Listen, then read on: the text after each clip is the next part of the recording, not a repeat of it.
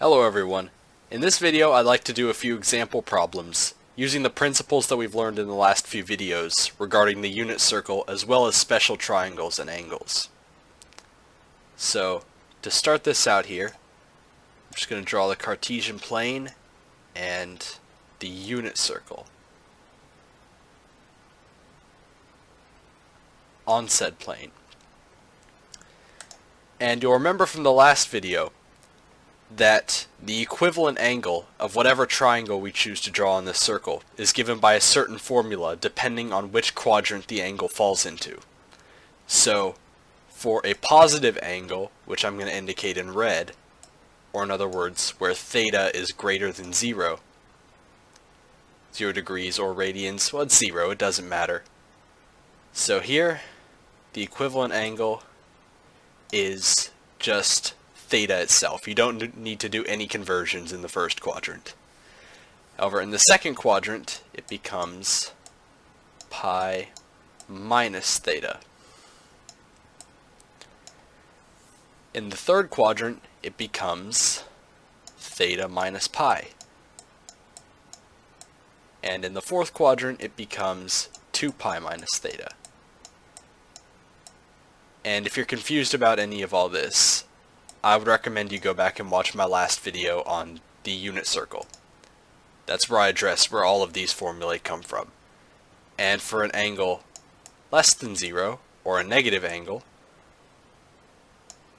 in the fourth quadrant it will be equal to the angle itself.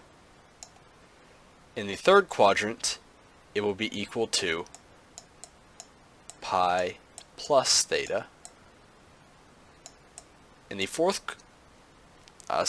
in the second quadrant, it will be equal to, and I messed this up in the last video, so I do apologize. It's going to be equal to negative pi minus theta. And in the fourth, I keep messing up the quadrants because we're going in reverse order. This is the first quadrant. It's going to be equal to 2 pi plus theta. And now, I'm just going to choose an angle at random here. So let's say theta is equal to 7 pi over 6. And we want to find the, I'll save tangent for later. Let's say we want to find the sine of theta. Well, how would we do that? First, we got to find the equivalent angle using these formulas. So, since theta is positive in this case, we're going to go with whatever I've given in red here for a positive angle. And since it's between pi and, what would it be? Since it's between pi radians and 3 pi over 2 radians, therefore, it lies in the third quadrant, and we're going to be using this formula, this pi minus theta, or theta minus pi, sorry. So, our equivalent angle, I'm going to write this E under here for equivalent, is equal to, I should have given more space, but whatever, we'll go with it. It's going to be equal to 7 pi over 6 minus pi. That's equal to, if you make the denominators common, that becomes 7 pi over 6 minus 6 pi over 6, and that becomes just 1 pi over 6. And so what's the sine of pi over 6? Well, pi over 6, that's going to fall under the 30, 60, 90 triangle, which we learned about in the first video in this series. So, hopefully this is pretty infused into your memory by now, because you're going to need these a lot for the trigonometry problems. So here we have pi over 3, pi over 6, Sorry if that's hard to read. I didn't give myself a lot of space to work with here. And we have 1 root 3, and our hypotenuse is 2. So what's the sine of this pi over 6? Well, sine is opposite over hypotenuse, so that's 1 over 2, or 1/2. And when you're working with problems on the unit circle, you always have to be conscious of the sign of your answer, not the sign SINE, the sign SIGN, as in whether it's positive or negative. And so if you'll remember from the last video, the sign on the unit circle is equal to the y-coordinate of our theta, wherever it ends up on the circle. And since this one is ending up in the third quadrant, that is below the x-axis, and the y is negative. So, therefore, our sine of theta is equal to -1/2. And there's a cool trick for remembering whether any trigonometric ratio is going to be positive or negative in a given quadrant. And it goes as such.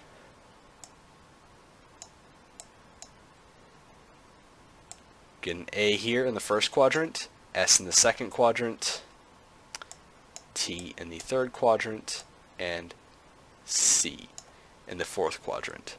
And this A means that all of the trigonometric functions, sine, cosine, tangent, as well as their cofunctions, are going to be positive in the first quadrant, because your y is positive and your x is positive, so everything's positive. In the second quadrant, you have this S, so only sine and its cofunction are going to be positive. Since it's above the x-axis, therefore the y is positive, however it's below the y-axis. So the cosine is going to be negative, and therefore the tangent will also be negative. In the third quadrant, only your tangent and its cofunction are going to be positive, because what happens is both y and x are negative in the third quadrant. And so, if you'll remember, tangent is equal to sine over cosine, and a negative over a negative becomes a positive. So therefore, tangent is positive in this quadrant. And finally, cosine is positive in this quadrant because it is above the y-axis, and therefore the x is going to be positive. And an interesting mnemonic to remember all these is all students take calculus. And these letters go in order of quadrant: first, second, third, fourth. And that's a little bit of a tangent there, no pun intended. But that's a really useful mnemonic for remembering which functions are going to be positive in which quadrant, for a positive angle at least. But however, let's go on to another example.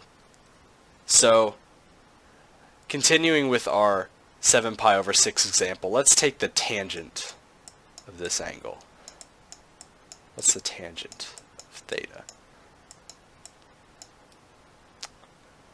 Well, we already have our special triangle drawn out, so the tangent is equal to the opposite angle over the adjacent angle.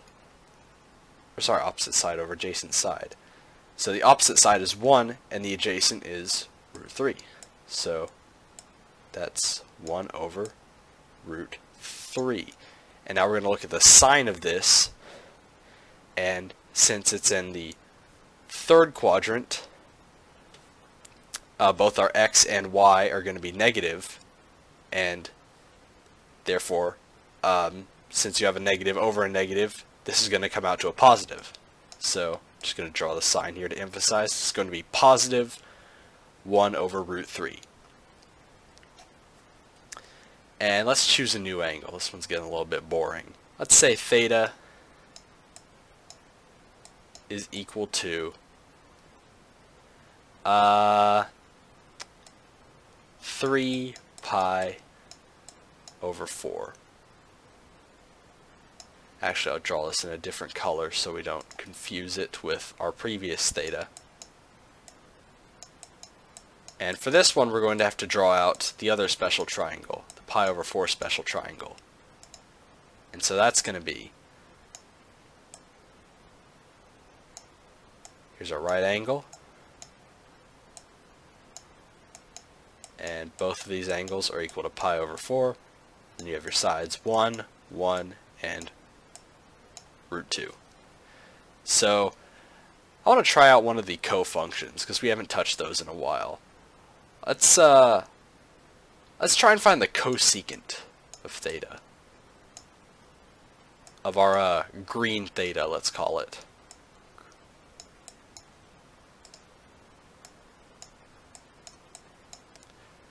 So cosecant, if you'll remember, is the cofunction of sine. And so that means it is 1 over sine, or hypotenuse, over the opposite side. And so, what is the hypotenuse of this triangle? Well, it's root 2. And the opposite side is going to be 1, no matter which angle you look at, since they're both pi over 4.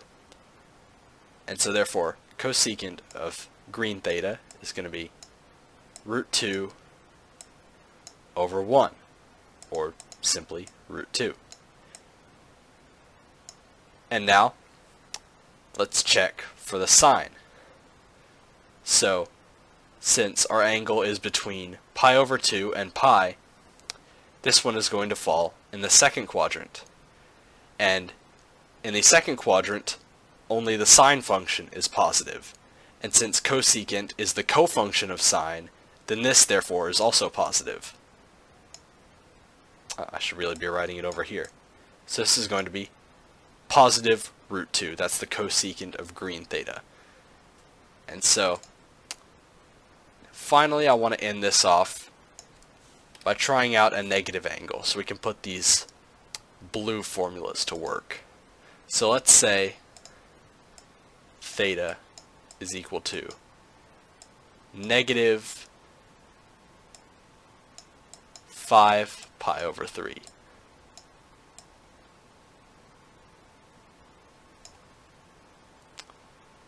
So, what quadrant is this going to fall in? So, since it's between negative... hold on, I'm confusing myself here. Okay, since it's between negative 3 pi over 2 and negative 2 pi, it's going to fall in the first quadrant, since we're going backwards. And so we're going to be using this formula here.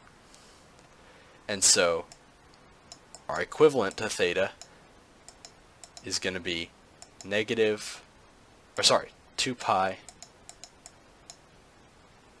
plus negative 5 pi over 3.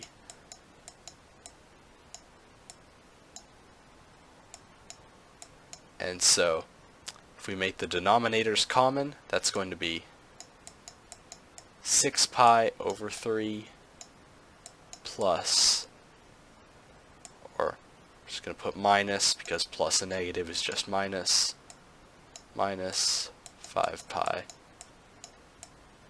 over 3. And that's just equal to 6 minus 5 pi over 3. And let's try and find the cotangent of this angle.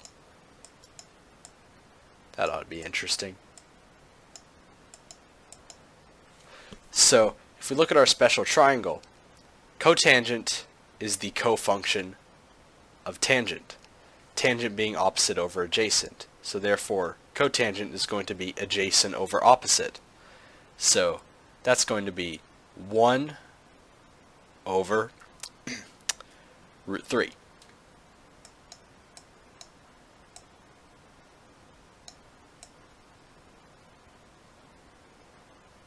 There we go. And since this angle falls in the first quadrant, because you're starting here and looping all the way around. In the first quadrant, all the functions are positive, so this is going to be positive 1 over root 3. And so that's about all the examples I have time for today, but hopefully this video has been informative and taught you a thing or two about the unit circle. Hope you'll have a great day.